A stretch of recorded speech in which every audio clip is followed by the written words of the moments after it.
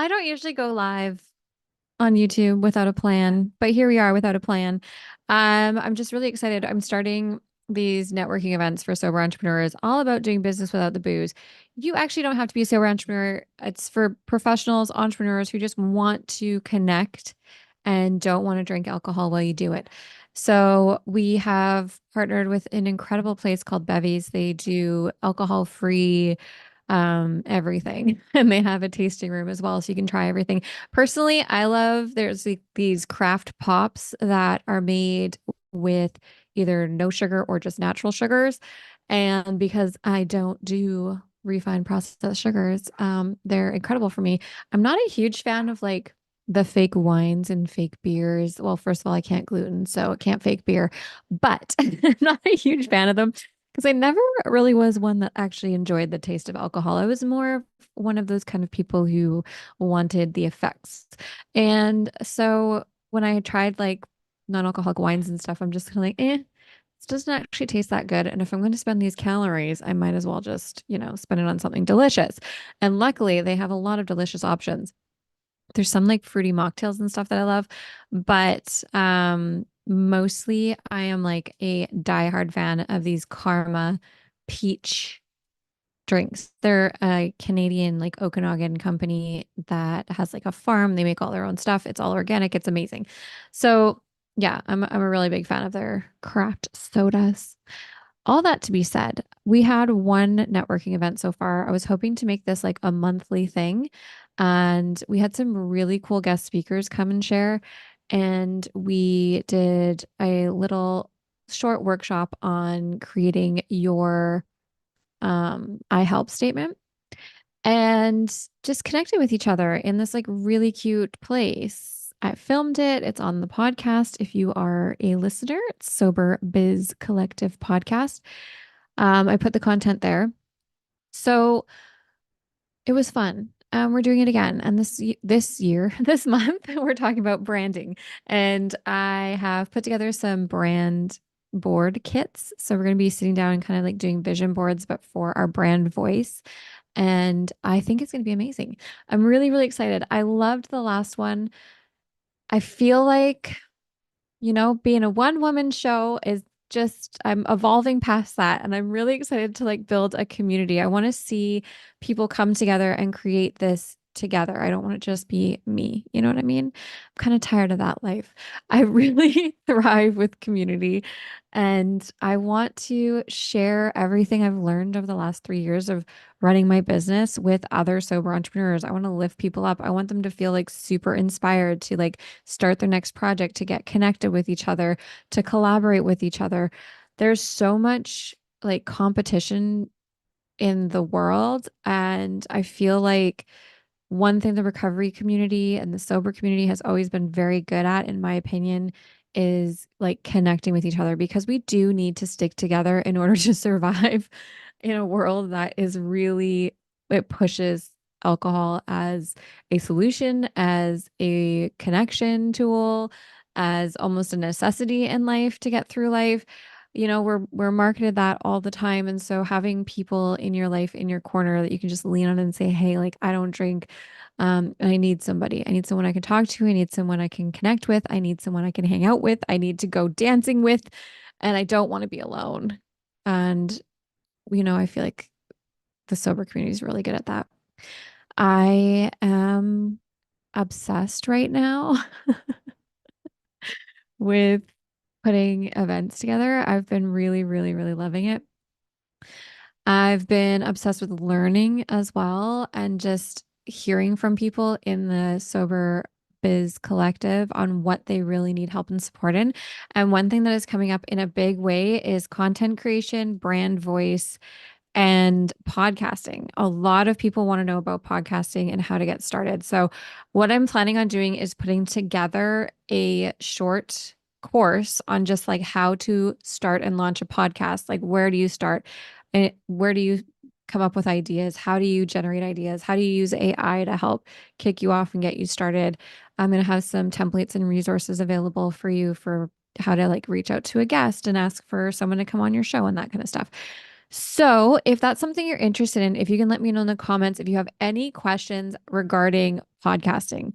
And the other one I'm working on right now is branding. So, podcasting and branding. If you have questions about those two things, leave them in the comments. I want to make sure that when I'm creating these courses and creating these downloadable templates and things for you to get access to, that I'm really addressing the things that you specifically need, the questions that you specifically have, like what do you want to know? Is it equipment that you should be buying? Is it like how to come up with ideas, where to look for inspiration, where do you get your music? Like those kind of technical things I'd love to answer. If there's other things that you need to know, please put them in the comments. Yeah, I just want to make like a really simple, easy, affordable course that sober entrepreneurs can get access to and just start getting their message out there.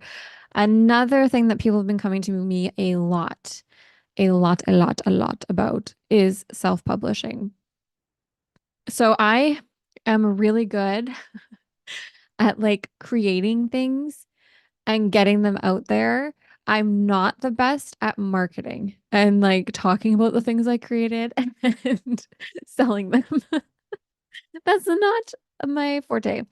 So when it comes to self-publishing, there's a couple of things. Like I could definitely help people get their book formatted properly to be on like Amazon. I can get it loaded for them. I can create your book cover and all that good stuff. Where I want to learn more myself is like what keywords to use, what research needs to be done in order to make sure you're maximizing your searchability, how to promote it, how to get on the number one bestsellers list with Amazon and those kind of things. They're so valuable because I can make this look super pretty for you and put out something that you're going to be proud of and that you're going to be excited about. But if nobody knows about it, it's kind of useless. It's just this pretty thing just hiding away, kind of like me. Just kidding. So, okay. If you have questions about self-publishing when it comes to the technical side or design side of things, please drop that in the comments as well. I do want to create a course around that, but what I'm going to do is I'm actually going to bring in people from the community that are experts in marketing and SEO and keyword research and those sort of things so that we are making sure the information you're getting is not only like super valuable, but it's going to be a good investment for you that when you purchase the course, you're going to feel confident that you will not just make your money back for the what you spent on the course, but that you are going to get a return on your investment and hopefully be a number one best-selling author. Who does not want that title? I know that's been on my list, my goal list for quite a while now. I have a couple of things that I have not accomplished yet. I've published some books. Just trying to see if I can find my list here. No. Oh, anyway, I just got distracted. Hello, ADHD. Oh, how's YouTube? How are you guys doing out here on YouTube? Hey. Um, One thing that I want to get better at this year is actually showing up consistently on YouTube and social media in general. My kids are now finally all in school. My oldest has graduated. Life is getting very different. This year was super busy with all his graduation stuff. It kind of put my business on halt for a month and a bit there. And it's been a very wild ride. My daughter's graduated daycare. My oldest graduated high school, and then, we're starting a whole new chapter come September. It's going to be kind of like I feel like September is New Year's for moms, for businesses, for everything. Like we have this kind of break in the summer where things slow down. A lot of people aren't on social media as much. And then come September, I feel like everyone kind of ramps up their businesses and ramps up as their kids go back to school and vacation time is over. It's kind of back to work, back to the grind. And, you know, I don't remember where I was going. Yeah, September is like a New Year's. That's what I was saying. It's like that New Year's energy for me because my kids go back to school and it's a good time to just kind of like buckle down. It's a new routine that gets started and all that kind of good stuff. Anyways, I Looking at just reorganizing my business and my life so that as September comes, I have a really great streamlined process that helps me feel super confident when I have a client that we have like a start date and end date, a process that we go through and it's all written down. And I want to have a ton more courses, templates, and downloadables so people that can't afford to work with me one-on-one, which right now is pretty affordable, but come September, I'm going to be raising my prices because I will have a lot of free and affordable resources and do-it-yourself kind of templates available for people that just want to get started and that don't need one-on-one support. Just to clear some stuff off my brain, clear some stuff off my plate, because I do want to be more present in my kids' schools and more active. So I want to make my one-on-one client process just really streamlined and solid. And then I want to raise my prices for that because my time is worth more now that I'm learning more about business and what it really takes to get a client launched. I was, when I started my business, I was charging like $300 for a website. And now I'm charging 1,000, 1,200, $1,200. And that's still very, very on the low end when it comes to web design and development, especially because we're not just doing the design, we're actually building out the website, getting you connected with it, setting you up with a back office, and there's like a lot more to it. So I'm thinking to make sure that when I'm working one-on-one with the client as well, I'm not just like leaving them high and dry with a website that they don't know how to operate.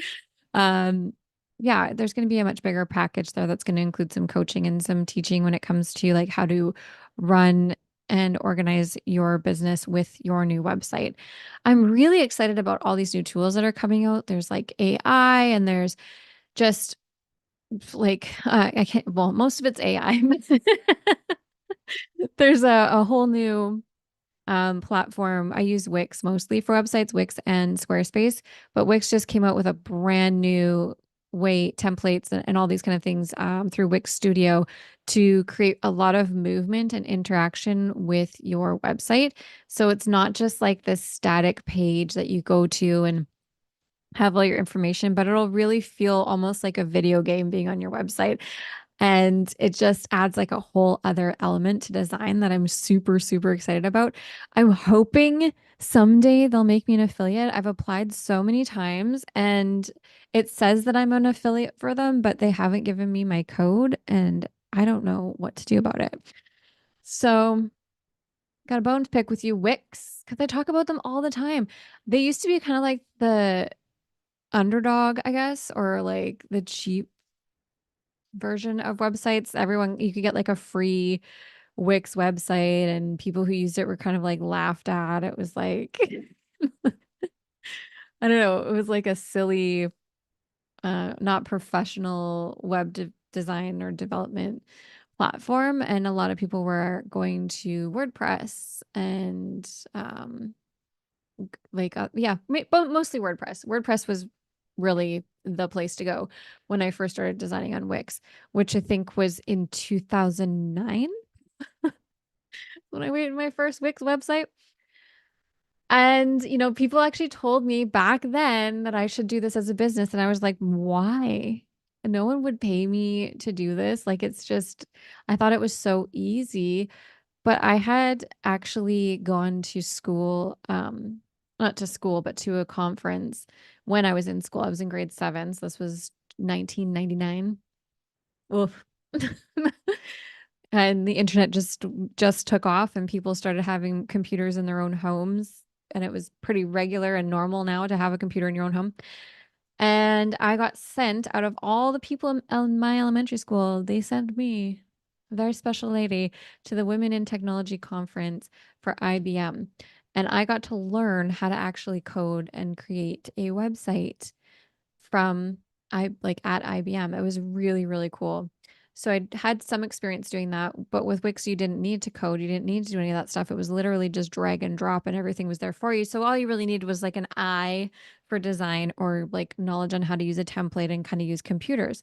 I didn't know how valuable that actually was. And I probably would be a lot richer right now if I would have listened to everybody around me, but I learned the hard way.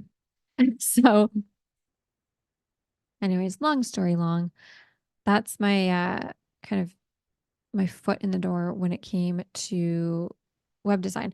And I've always been this person who, like, because, I grew up with like nothing. We didn't have any money to spend on anything. So I learned how to get programs that I needed for free. Not legally, but, we were all doing it back then with LimeWire and torrents and whatnot.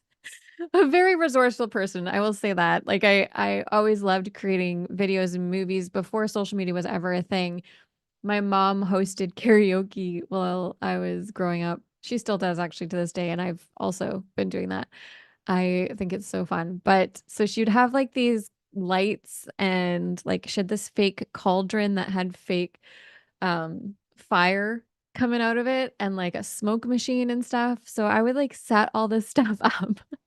And I had this $100 digital video camera that I bought that could be a webcam as well, but you could unplug it and like take video with it and then plug it back in.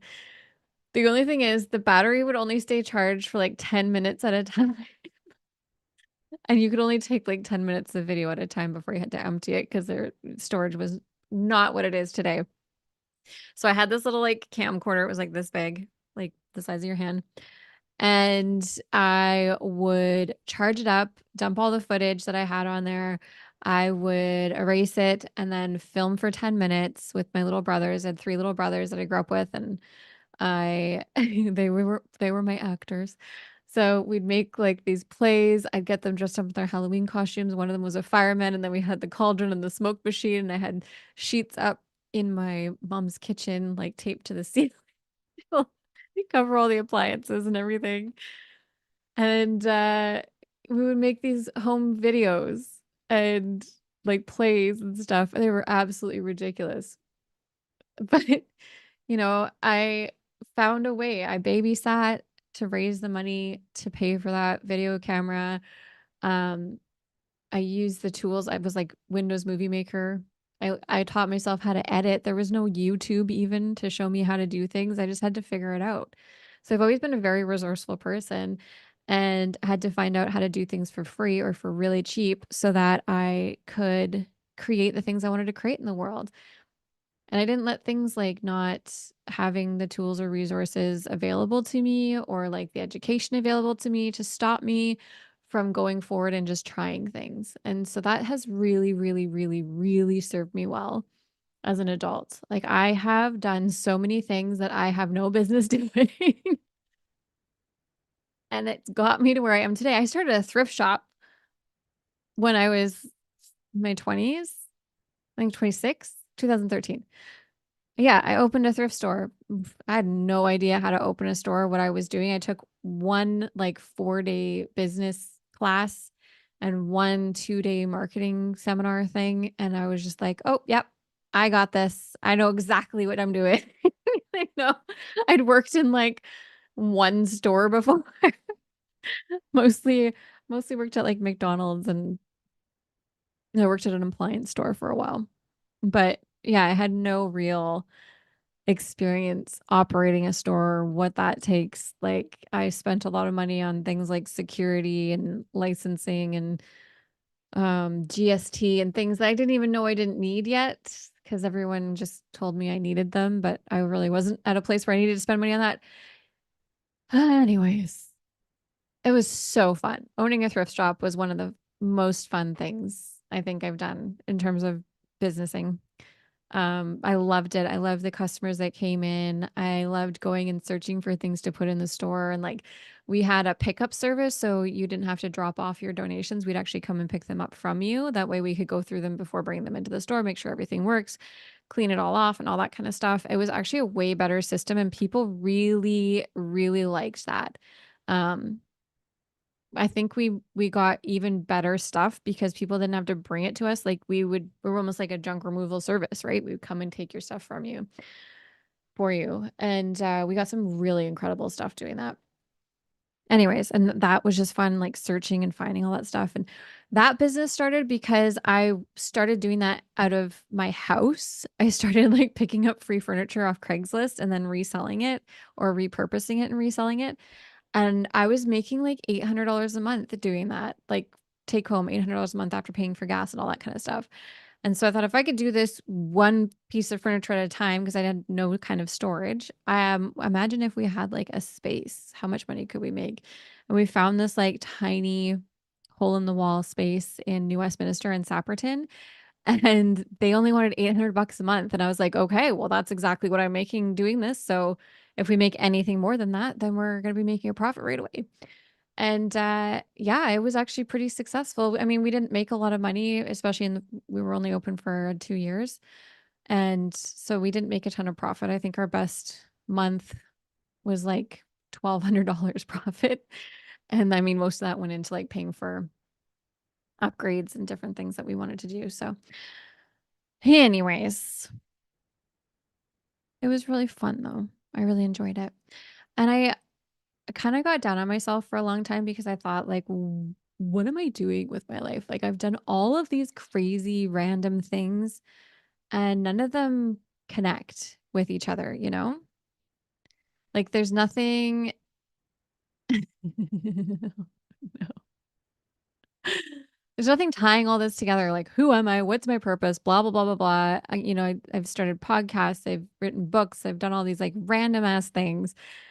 And what is it all for? And now that I'm like helping other entrepreneurs create their businesses, it's like all these random skills and random jobs and random businesses that I've started all come together. All these, I've taken so many courses for things that I thought I was never going to use, but now I use them to help my clients build out their websites and build out their businesses and create templates and create workbooks and things like that.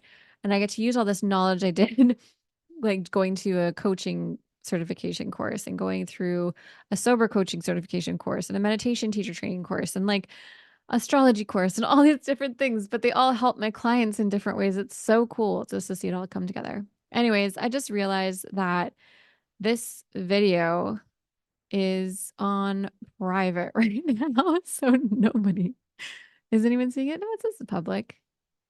Okay. Well, that's my story. I'm going to stop it there because we have been chatting about a lot of different things. But I want to bring it all together into saying now I'm doing events for sober entrepreneurs and professionals that just want to do business without booze and want to come together and drink fancy drinks and take Instagram pictures and get some really great content for their own channels and stuff.